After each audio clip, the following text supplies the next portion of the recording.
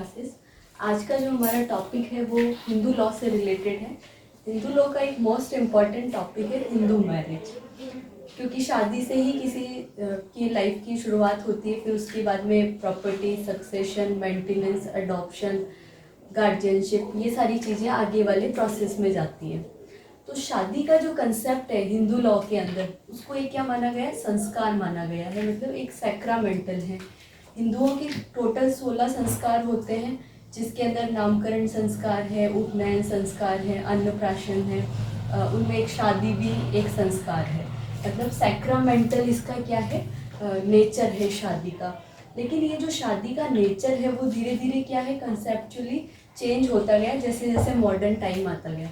तो आज हम वही डिस्कस करेंगे कि ओल्ड टाइम पे, पुराने टाइम में क्या शादी का प्रोसीजर था और अब शादी का क्या नेचर रहा है। तो सबसे पहले हम ओल्ड वन पे चलते हैं।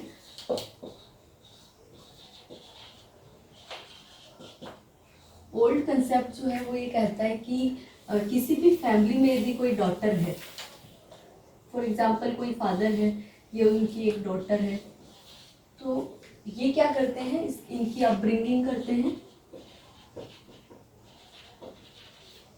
और जब ये बड़ी हो जाती हैं तो इनकी एक ऑब्लिगेशन है, पायस ऑब्लिगेशन जिसको हम कहते हैं।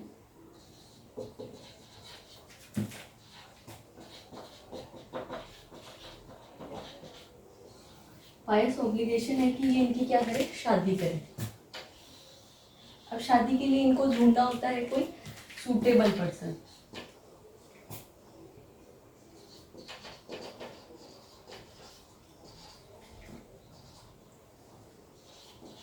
सूटेबल ग्रूम, जिससे ये क्या कर सके? इसकी शादी कर सके। शादी का कंसेप्ट हमारा चलता है सप्तपदी पे, मतलब कि 7 फेरों से होते हुए पूरा शादी का प्रोसीजर चलता है। उसके अंदर भी बहुत सारे संस्कार होते हैं शादी में जो फॉलो किए जाते हैं। ठीक है, तो पहले के टाइम पे जो शादी का जो कंसेप्ट था, जो नेचर थी शादी की, वो होती थी सैक्रामेंटल।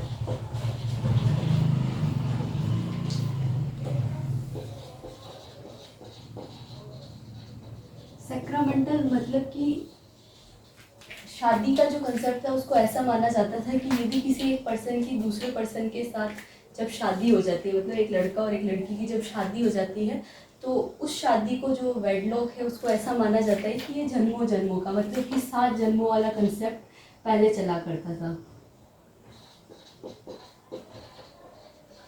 7 जन्म तक वही शादी को माना जाता था कि एक बार शादी हुई है तो ये शादी कितने जन्मों तक चलेगी? 7 जन्मों तक चलेगी। अब इसमें जो ग्रूम की जो प्लेस है पूरी शादी में, उनकी ऐसी रहती है कि ग्रूम को बहुत ही ऊपर वाला जो दर्जा है वो दिया जाता है। उनको शादी के टाइम पे एक तरह से विष्णु का अवतार माना जाता है। इसीलिए जो ब्राइड साइड के जितने भी लोग होते हैं वो उनके पैरों को छूते हैं। तो ये जो सारी चीज़ें मैं आपको बता रही हूँ वो इसीलिए बता रही हूँ ताकि ये क्या है कि शादी का जो नेचर है ये उसको शो करता है कि ये सैक्रामेंटल है, कहीं ना कहीं इस धर्म से जुड़ा हुआ है। जितने भी वेद हैं उनके अंदर भी शादी का जो कंसेप्ट है उसको धार्मिक उससे ही बताया गया, और यही बताया गया कि शादी होने के बाद किसी भी पर्सन को 7 जन्मों तक उसी रिश्ते को क्या होता है? निभाना पड़ता है। लेकिन शादी में एक रस्म और होती है कन्यादान की।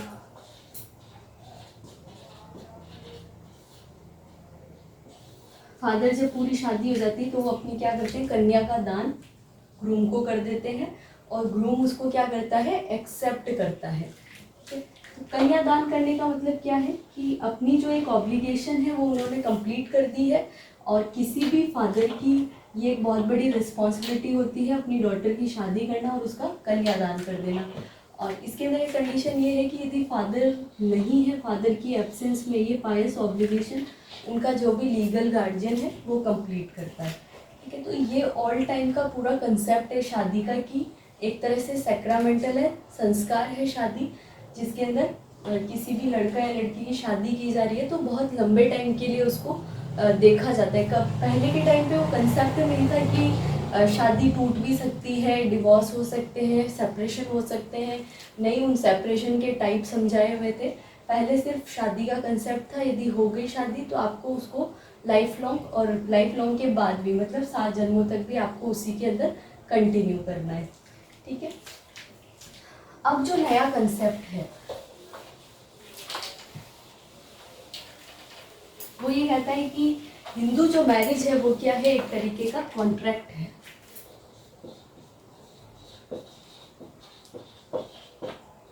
शादी क्या है, एक तरीके का कॉन्ट्रैक्ट है।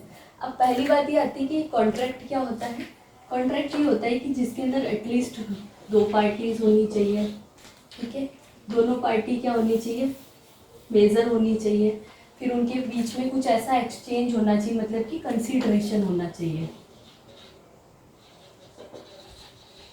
कंसीडरेशन का मतलब ये होता है कि ए बी को अपनी कार बेचना चाहता है 5 लाख रुपए में, तो वो क्या करता है, बी को ऑफर देता है। बी उस ऑफर को एक्सेप्ट करता है 5 लाख रुपए में। बी क्या करता है, 5 लाख रुपए ए को दे देता है, ए क्या कर देता है, कार अपनी बी को दे देता है। तो दोनों पार्टीज को क्या मिल रहा है, कुछ ना कुछ मिल रहा है। कंसीडरेशन का मतलब ये होता है मॉनेटरी कंसीडरेशन।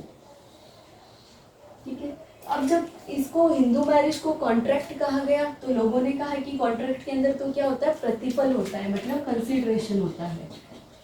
तो हिंदू मैरिज में कहाँ प्रतिफल है, यदि लड़की के घर वाले लड़की की शादी कर रहे हैं तो उनको प्रतिफल में, मतलब कि बदले में उनको कोई ऐसी चीज़ मिलती नहीं है। तो देखा जाए तो ये क्या नहीं है, कॉन्ट्रैक्ट नहीं है। लेकिन कॉन्ट्रैक्ट का एक टाइप होता है गिफ्ट। गिफ्ट भी एक तरह का क्या है, कॉन्ट्रैक्ट है। ठीक है, अब मैंने यहाँ गिफ्ट की बात इसलिए की है क्योंकि कन्या का दान किया जाता है। ठीक है, और दान को इंग्लिश में हम गिफ्ट ही बोलते हैं। ठीक है, ये एक्सेप्शन है कंसिडरेशन का कि बिना कंसिडरेशन के कौन से कॉन्ट्रैक्ट हो सकते हैं, तो बिना कंसिडरेशन के गिफ्ट वाले कॉन्ट्रैक्ट हो सकते हैं। अब इसको गिफ्ट वाले कॉन्ट्रैक्ट के अंदर हम क्यों काउंट कर रहे हैं, क्योंकि क्या होता है कि यहाँ पर भी 2 पार्टीज होती हैं, एक तो फादर हो गए और दूसरी पार्टी हो गई यहाँ पर ग्रूम पार्टी जो होती है। फादर अपनी जो डॉटर है उसको क्या कर रहा है, यहाँ पे उसका कन्यादान करते हैं, तो यहाँ गिफ्ट दे रहे हैं वो दूसरी पार्टी को, और दूसरी पार्टी क्या कर रही है, इसको एक्सेप्ट कर रही है। ठीक है, तो गिफ्ट का क्या हो गया, कॉन्ट्रैक्ट कंप्लीट हो गया कि फादर कोई भी चीज़, वैसे तो गिफ्ट चीज़ों का ही होता है, लेकिन कन्यादान का जो कंसेप्ट है उसके अंदर लड़कियों को कन्यादान किया जाता है, मतलब शादी की एक संस्कार है ये एक तरीके का। तो फादर क्या कर रहा है, अपनी बेटी को दान में दे रहा है ग्रूम को, और वो उसको एक्सेप्ट कर रहा है। अब ये जो पार्टीज होंगी इनके नाम कुछ ऐसे होंगे, फादर जो है वो यहाँ पर डोनर है, और जो एक्सेप्ट करता है उसको हम कहते हैं डोनी।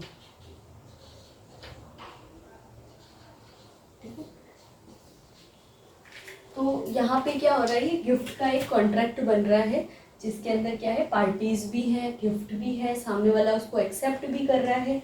तो देखा जाए तो जो अभी की जो मैरिज है वो क्या बन गई है, एक तरह से गिफ्ट का कॉन्ट्रैक्ट बन गई है। ठीक है, कुछ लोगों का ये भी मानना है।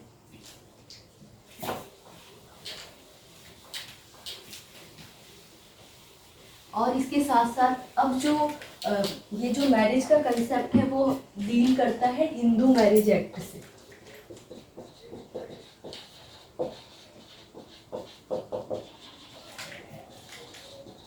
नाइनटीन 1955 से पहले हिंदू शादी को लेकर के कोई भी लॉ नहीं था, लेकिन 1955 के अंदर एक लॉ इनेक्ट कर दिया गया और इन्फोर्सिएबल भी कर दिया गया। तो जब ये एक्ट नहीं था उससे पहले जो हिंदू मैरिज की नेचर थी वो टोटली क्या थी, सैक्रामेंटल थी। उसको हम एक संस्कार की तरह ही फॉलो करते थे, जो ओल्डर कंसेप्ट में अभी हमने समझा। लेकिन ये जो कंसेप्ट आया, एक्ट आया, उसके बाद में इसका कंसेप्ट कैसा हो गया, क्वासी सैक्रामेंटल इसको मैं बोल सकती हूँ। कुछ हद तक सैक्रामेंटल भी है, लेकिन कुछ हद तक वो गिफ्ट वाला कॉन्ट्रैक्ट भी बन चुका है। क्यों बन गया है, उसके पीछे एक रीज़न है। रीज़न ये है कि पहले जो शादी का जो हमने कंसेप्ट देखा था उसके अंदर ये था कि शादी होती है 7 जन्मों के लिए, कंटिन्यूसली आप उस वेडलॉक को कहाँ तक कैरी आउट कर रहे हो, अपनी लाइफ टाइम तक, और उस लाइफ टाइम के बाद 7 जन्मों तक भी। उसके अंदर शादी के सेपरेशन को लेकर के कोई भी बात नहीं कही गई थी। लेकिन हिंदू मैरिज एक्ट के अंदर मैरिज से रिलेटेड तो प्रोविज़न दे ही रखे हैं, लेकिन उसके साथ साथ डिवोर्स, जुडिशियल सेपरेशन,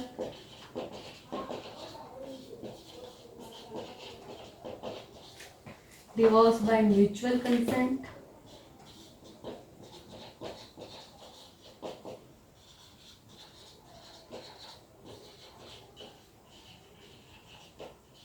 कहने का मतलब ये है कि जो दोनों पार्टी हैं, हस्बैंड और वाइफ, जब चाहें उस शादी से क्या हो सकते हैं, फ्री हो सकते हैं। इस एक्ट के अंदर उनको प्रोविजंस दे रखे हैं, वो चाहें तो डिवोर्स ले सकते हैं, जुडिशियल सेपरेशन ले सकते हैं, म्यूचुअल कंसेंट से वो डिवोर्स ले सकते हैं। तो इसीलिए जब ये एक्ट आ गया तो उसके बाद में हम मैरिज को क्या नहीं कह सकते, टोटली सैक्रामेंटल नहीं कह सकते, ये क्या हो गई है, कॉन्ट्रैक्चुअल हो गई है कहीं ना कहीं। क्योंकि जहाँ पे आपको क्या है, आगे से आगे प्रोविजंस मिले हुए हैं, आपको शादी के लिए कंडीशंस दे रखी हैं। क्योंकि पहले तो शादी में आपको गिफ्ट कर दिया है, शादी के बाद में यदि आपको कोई प्रॉब्लम आती है तो आपके पास इतने सारे ग्राउंड हैं, आप क्या कर सकते हो, उस वेडलॉक से उसी जन्म में क्या हो सकते हो, सेपरेट हो सकते हो एक दूसरे से। तो ये कंसेप्ट पूरा कैसा है, कॉन्ट्रैक्चुअल है।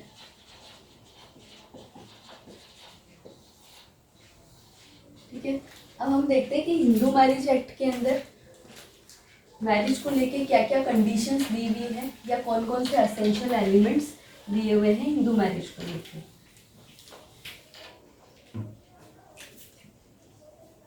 सेक्शन 5 डील करता है कंडीशंस ऑफ हिंदू मैरिज से।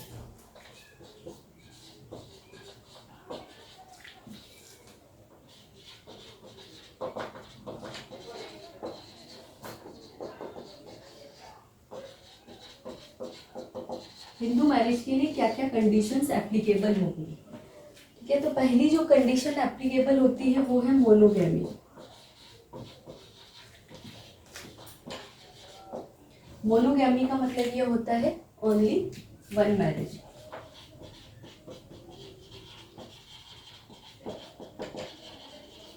सिर्फ एक शादी, मतलब कि जिस टाइम पर किसी भी पर्सन की शादी हो रही है तो वो पहले से किसी के साथ वेडलॉक में नहीं होना चाहिए। जैसे मान लिया for example A already married है बी के साथ में, और फिर वो क्या कर रहा है, सी से शादी कर रहा है। तो ये जो पहले वाली मैरिज है वो इसकी क्या है, रेगुलर मैरिज है। और जो सेकंड मैरिज वो अभी करना चाह रहा है वो उसकी क्या है, इरेगुलर मैरिज है, मतलब कि वॉइड मैरिज है, वॉइड एब इनिशियो। ठीक है, बिगनिंग से जो चीज क्या है, वॉइड है। ये एक लैटिन मैगजीन है,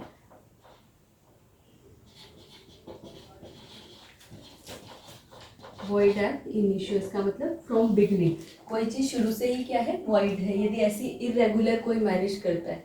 लेकिन इसमें एक कंडीशन और एप्लीकेबल हो सकती है, ए की शादी भले ही बी से हो रखी थी, लेकिन वो बी से क्या कर लेता है, डिवोर्स ले लेता है। डिवोर्स लेने के बाद उसके पास वापस वही वाली स्टेटस आ जाता है, अनमैरिड वाला। ठीक है, या फिर डिवोर्सीज वाला स्टेटस आ जाता है, लेकिन कुल मिला के वो किसी और के साथ में वेडलॉक के अंदर नहीं है, यदि बी से वो डिवोर्स ले लेता है। जब वो सिर्फ ये वाली कंडीशन हो जाती तो फिर वो सी से शादी कर सकता है, क्योंकि वहाँ पर क्या है, मोनोगैमी वाला कंसेप्ट आ जाता है। यदि पहले वाली सिचुएशन करता है तो ये बाईगैमी हो जाती है। बाईगैमी का मतलब क्या होता है कि एक से ज़्यादा पति या पत्नी को रखना। ठीक है, तो पहली बात तो ये जो दूसरी मैरिज होती है वो कभी भी वैलिड मानी ही नहीं जाती है जब तक कि पहली मैरिज जो है एग्जिस्टेंस में रहती है। यदि किसी को दूसरी शादी करनी है तो पहली वाली शादी को क्या करना पड़ेगा, डिसॉल्व करना पड़ेगा, मैरिज को डिसोल्यूशन करना पड़ेगा, उसके बाद में दूसरी शादी कर सकते हैं। ठीक है, सेकंड पॉइंट है इसका, तो मोनोगैमी से कोई शादी करता है तो वो क्या है, वैलिड है। मोनोगैमी यानी सिंगल मैरिज, या तो यूँ कह सकते हैं शादी के टाइम पे उसकी कोई मैरिज एग्जिस्टेंस में नहीं होनी चाहिए, बैचलर होना चाहिए, डिवोर्सी होना चाहिए, ऐसा कुछ हो सकता है। सेकंड पॉइंट है सैनिटी।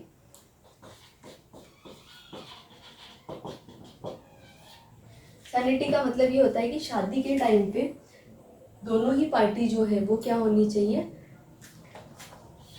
हेल्दी माइंड होनी चाहिए। कोई भी पर्सन अनसाउंड नहीं होना चाहिए। अनसाउंड का मतलब होता है पागल। कोई भी पर्सन यहाँ पे क्या होना चाहिए, पागल नहीं होना चाहिए। यदि किसी भी पर्सन की फ्रॉड से किसी पागल के साथ शादी करा दी जाती है तो उसके पास में ऑप्शन है, जो जिसके साथ में फ्रॉड हुआ है उस पार्टी के पास, वो अपनी शादी को क्या कर सकता है, वॉइडेबल डिक्लेयर करवा सकता है। ये वाला जो ग्राउंड है वो वॉइडेबल पे बात करता है। पहले वाला ग्राउंड क्या कह रहा था, वॉइड ही होती है, मतलब कि वो तो वैलिड है ही नहीं कभी भी, जो यदि कोई उस तरह की शादी कर लेता है, 2 शादी एक साथ करता है तो।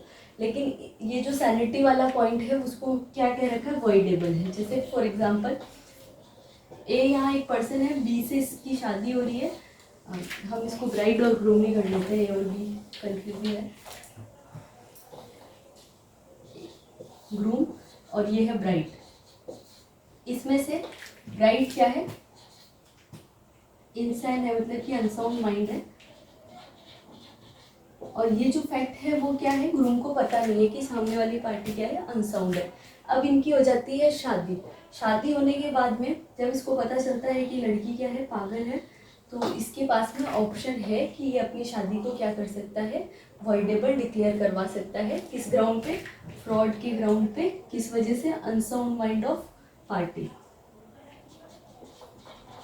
लेकिन ये जो फैक्ट है वो इसकी नॉलेज में नहीं होना चाहिए। अब इसको वॉइडेबल क्यों कहा गया है, वॉइड ही क्यों नहीं कहा कि भाई पागल है तो वो क्या कर सकते हैं, वॉइड हो जाएगी, ऐसा नहीं कहा। वॉइडेबल मतलब ये इसकी इच्छा पे डिपेंड करता है, चाहे तो ये उस वेडलॉक में कंटिन्यू कर सकते हैं, नहीं चाहे तो फिर ये क्या कर सकते हैं, उस शादी को वॉइडेबल डिक्लेयर करवा सकते हैं।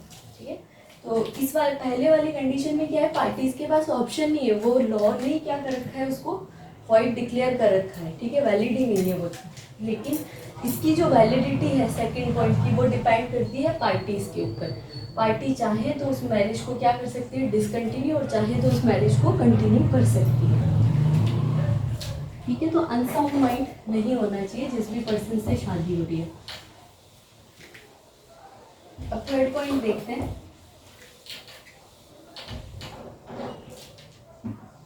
थर्ड पॉइंट है एज। एज होनी चाहिए दोनों की। ग्रूम की एज होनी चाहिए 21 ईयर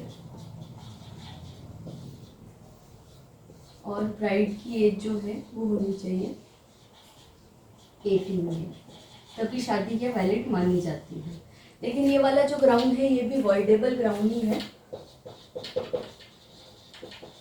वॉइडेबल इसलिए कहा है क्योंकि चाइल्ड मैरिज हमारे इंडिया में बहुत ज़्यादा होती है और उन चाइल्ड मैरिज को बाद में भी कंटिन्यू किया जाता है वॉइड बाद। तो इसीलिए मैं ये नहीं कह रही कि ये वॉइड ही है, यदि किसी की शादी हो जाती है 21 ईयर से पहले या फिर 18 ईयर से पहले तो वो शादी क्या है, ख़त्म ही हो जाएगी। ये तो पार्टीज़ के ऊपर डिपेंड करता है कि वो उस शादी को कंटिन्यू करना चाहते हैं या नहीं चाहते हैं। जैसे मान लिया कि किसी भी लड़की की शादी कर दी जब वो 10 ईयर ओल्ड थी या 11 ईयर ओल्ड थी, तो वो उसके पास ऑप्शन है, जब वो मेजोरिटी कंप्लीट कर लेती है, मतलब कि जब वो 18 ईयर की हो जाती है तो वो अपनी शादी को क्या कर सकती है, वॉइडेबल डिक्लेयर करवा सकती है कि मेरी शादी ज़बरदस्ती से की गई थी, चाइल्ड मैरिज हो गई है मेरी। यही सेम ऑप्शन क्या है, लड़की के पास भी होता है, वो भी अपनी शादी को क्या कर सकता है, वॉइडेबल डिक्लेयर करवा सकता है। लेकिन जैसा कि हम हिंदू फैमिलीज़ के अंदर ऐसा होता है कि एक बार शादी हो जाती है तो सोशली फैमिली का भी बहुत प्रेशर होता है, तो ऐसी शादियाँ कभी भी टूटती नहीं है, लोग बाग उन शादियों को क्या करते हैं, कंटिन्यू ही करते हैं। ठीक है, तो इसीलिए हालांकि चाइल्ड मैरिज एक्ट बना हुआ है, रिस्ट्रिक्शन ऑफ चाइल्ड मैरिज 1961 का, तो उसके अंदर तो चाइल्ड मैरिज को टोटली रिस्ट्रिक्ट कर रखा है, प्रोहिबिटेड कर रखा है। फिर भी यदि इनकेस हो जाती है तो ग्राउंड कैसा रहेगा, वॉइडेबल ही रहेगा, वॉइड ग्राउंड नहीं है। तो यहाँ पे एज आपको पता होनी चाहिए, बॉय की एज 21 और गर्ल की 18 ईयर। अब नेक्स्ट जो आता है फोर्थ वाला, बियॉन्ड प्रोहिबिटेड डिग्री।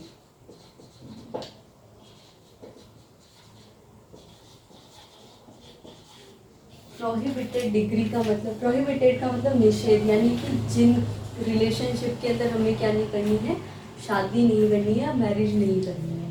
ठीक है, अब प्रोहिबिटेड डिग्री कौन कौन सी हो सकती हैं, तो जैसे कि जो रियल ब्रदर सिस्टर हैं उनकी आपस में शादी नहीं हो सकती, ये प्रोहिबिटेड डिग्री है।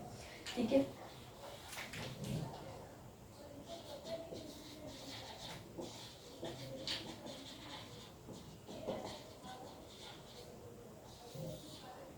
अलावा क्या है दूसरी, इसमें तो क्या है दोनों पेरेंट्स सेम है। रियल ब्रदर सिस्टर में क्या होता है, जो ब्लड रिलेशन जिसको हम बोलते हैं, इसका एग्जैक्ट मीनिंग आप ये ब्लड रिलेशन ही याद रखें।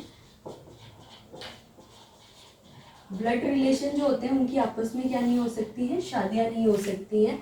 उसके अंदर ब्लड रिलेशन में ऐसा है कि सेम पेरेंट्स भी हो सकते हैं या फिर कजिन भी हो सकते हैं, उनकी भी आपस में शादी नहीं हो सकती। दूसरी जो कंडीशन ये आती है कि जहाँ पर हो सकता है कि एग्जाम्पल से समझना, ये कोई पर्सन फादर है, इसने 2 शादियां करी हैं, ठीक है, M1 और M2 से, ठीक है। अब इनसे जो होने वाले बच्चे हैं, एक सन है एक डॉटर है, इनके पास एक सन है और एक डॉटर है, ठीक है। अब यहाँ क्या है, इनकी माँ तो अलग अलग है इन बच्चों की, लेकिन फादर तो एक ही है। तो ये जो बच्चे हैं इनकी भी आपस में क्या नहीं हो सकती हैं, शादियाँ नहीं हो सकती हैं, ये लोग आपस में मैरिज नहीं कर सकते, ये भी प्रोहिबिटेड डिग्री के अंदर काउंट किया जाता है। अब सेम ये वाली सिचुएशन दूसरी एक जगह और आती है, ये तो फादर वाली सिचुएशन है। अब दूसरी सिचुएशन ये हो सकती है कि जहाँ पर मदर तो सेम है लेकिन फादर अलग अलग है, मदर एक है फादर अलग है, F1 F2, और अब इनसे जो होने वाले बच्चे हैं सेम उसी एग्जाम्पल से चलेंगे, उनकी भी आपस में क्या नहीं हो सकती, मैरिज नहीं हो सकती, ये भी एक क्या है, प्रोहिबिटेड डिग्री के अंदर आता है, ठीक है। तो ये जो सारी रिलेशनशिप्स हैं इनको क्या कर रखा है, यदि इन रिलेशनशिप में कोई भी शादी कर लेता है तो वो शादी क्या होती है, वॉइड होती है, उसको वैलिड शादी कभी भी नहीं माना जाता है, ठीक है। और इनके साइंटिफिक रीजन भी हैं, इसीलिए इन सब मैरिज को क्या कर रखा है, प्रोहिबिटेड कर रखा है हिंदू लॉ के अंदर। 5th पॉइंट है, यहाँ लिख लो, बियॉन्ड सेपरेट रिलेशनशिप।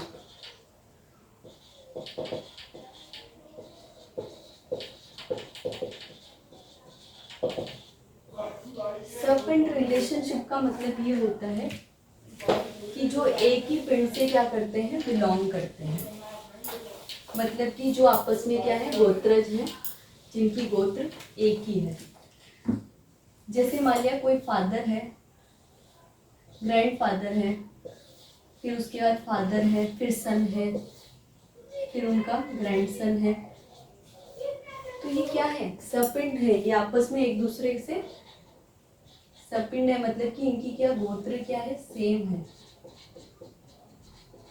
इसीलिए जब शादियां की जाती हैं तो उनकी गोत्र को पहले मिलाया जाता है कि कहीं सेम गोत्र में शादी ना कर ले, क्योंकि यदि ऐसा करते हैं तो वो शादी क्या है, वैलिड नहीं है, वॉइड है। और साइंटिफिकली भी इनके बहुत सारे प्रूव हैं कि इस तरह से शादियां नहीं करनी चाहिए, वो बायोलॉजिकल भी हमें इफेक्ट करती, क्योंकि जीन्स तो हमारे एक ही चले आ रहे हैं, चाहे वो फादर की साइड से हो या मदर की साइड से हो, तो दोनों ही साइड को क्या कर रखा है, प्रोहिबिटेड कर रखा है। अब सेम सिचुएशन आप मदर वाली साइड पे भी देख सकते हैं कि उनके जो ग्रैंड फादर है मदर के, फिर आपके जो मैटरनल फादर हैं, फिर उनके जो डॉटर है, जो मदर है यहाँ पर, फिर उनके बाद में उनकी ग्रैंड डॉटर है। तो ये जो सीरीज है दोनों के अंदर शादियां नहीं हो सकती, फादर की तरफ से भी मदर की तरफ से भी, जो सेपरेट रिलेशनशिप्स हैं उसके अंदर शादी मैरिज कभी भी नहीं की जा सकती है, ठीक है। अब इसके अंदर क्या है कि हमें कितनी पीढ़ियों को छोड़ना होगा, तो जो फादर वाली जो सीरीज होती है उसके अंदर 5 पीढ़ियों को छोड़ना होता है। फादर वाली सीरीज में 5 पीढ़ियों तक कोई भी शादी नहीं कर सकता, क्योंकि आपकी रूट्स और आपके जो जीन्स हैं वो क्या है, सेम है। और मदर वाली जो साइड होती है उसके अंदर आपको 3 पीढ़ियों के अंदर शादी नहीं करनी है, उन 3 पीढ़ियों को आपको क्या करना पड़ता है, छोड़ना पड़ता है, नहीं तो क्या है, रूट्स और आपके जीन्स बायोलॉजिकल इफेक्ट करते हैं कहीं ना कहीं, इसीलिए ऐसे रूल्स और रेगुलेशन बनाए गए हैं। ये सिर्फ एक तरह से धार्मिक चीज़ें ही नहीं है, इनका बहुत ज़्यादा साइंटिफिक इफेक्ट है, तभी ये सारी चीज़ें लॉ में भी डाली गई हैं, ठीक है। तो लास्ट जो पॉइंट था, बियॉन्ड द सपिंड रिलेशनशिप, मतलब कि एक ही गोत्र के अंदर आप क्या नहीं कर सकते हो, शादी नहीं कर सकते हो। यदि करते हो तो ऐसी मैरिज क्या होती है, इरेगुलर मैरिज है या फिर वॉइड मैरिज हम इसको कह सकते हैं। तो आपको ध्यान रखना है, फादर की तरफ से 5 पीढ़ियाँ छोड़नी है ऊपर, फिर आप जाके कहीं शादी कर सकते हो। तब आपके जीन्स क्या हो जाते हैं, चेंज हो जाते हैं, रूट्स चेंज हो जाती है। मदर की तरफ से 3 पीढ़ियों को छोड़ना होता है, उसके बाद में आप क्या कर सकते हो, मैरिज कर सकते हो। तो सेक्शन 5 जो है हिंदू मैरिज की, हमने कंडीशंस पढ़ी कि इसके अंदर क्या क्या कंडीशंस होनी चाहिए। Monogamy, sanity, unsound, prohibited degree, और लास्ट वन था सपिंड रिलेशनशिप। ठीक है, अब मैं इस पूरे टॉपिक को आपको कंक्लूड कर देती हूँ कि हिंदू जो मैरिज है वो क्या है, कॉन्ट्रैक्ट है या फिर सैक्रामेंटल है। लास्टली मैं आपसे यही कह सकती हूँ कि जो मैरिज का नेचर है हिंदू मैरिज का, वो क्वासी सैक्रामेंटल है। कॉन्ट्रैक्ट भी है, सैक्रामेंटल भी है। कहीं ना कहीं हम रिवाजों से भी जुड़े हुए हैं शादी में, लेकिन कहीं ना कहीं वो कॉन्ट्रैक्ट की तरफ भी डिनोट करता है, क्योंकि शादी को ख़त्म करने के प्रोविजंस भी यहाँ आ जाते हैं। एक एग्जांपल मैं आपको देती हूँ। हिंदी की एक बहुत अच्छी ऑथर है, कवियत्री है, सुभद्रा कुमारी चौहान। उन्होंने अपनी बेटी की जब शादी करी थी तो उसका कन्यादान नहीं किया था। वो वाली रस्म को उन्होंने कभी भी कंप्लीट नहीं किया। उसका रीज़न ये था, उनका कहना ये था कि यदि किसी भी चीज़ का दान कर दिया जाता है तो उस चीज़ को हम क्या नहीं कर सकते, वापस घर नहीं ला सकते। तो उन्होंने कहा यदि मैं अपनी बेटी का दान कर देती हूँ तो मैं उसको कभी भी अपने घर पर नहीं बुला सकती। तो कहीं ना कहीं सुभद्रा कुमारी चौहान का सोचना सही था कि जब किसी भी चीज़ का दान कर दिया जाता है तो हम डोली से वो चीज़ वापस रिटर्न में नहीं लेते, कभी भी हम उसको वापस अपने यहाँ ला नहीं सकते। तो वो कंसेप्ट उन्होंने इस मॉडर्न टाइम की जगह बहुत टाइम पहले ही सोच लिया था, लेकिन अब वो धीरे धीरे सिचुएशंस चेंज होने लगी हैं और शादी का कंसेप्ट भी अच्छा होता जा रहा है हिंदू लॉ में, क्योंकि जहाँ पर विमेंस के पास भी राइट्स आ गए हैं तो मेल्स के पास भी राइट हैं। तो दोनों अपने अपने राइट्स को एंजॉय करते हुए मैरिज को कंटिन्यू कर सकते हैं। ठीक है, तो आज का हमारा यही टॉपिक था। होपफुली आपको अच्छा लगा होगा ये टॉपिक। चैनल को सब्सक्राइब करें, और भी कोई इशू है तो आप मुझे सजेस्ट कर सकते हैं कोई नई टॉपिक जिस पे मैं वीडियोस बनाऊं। Thank you. Subscribe now and press the bell icon. Never miss an update.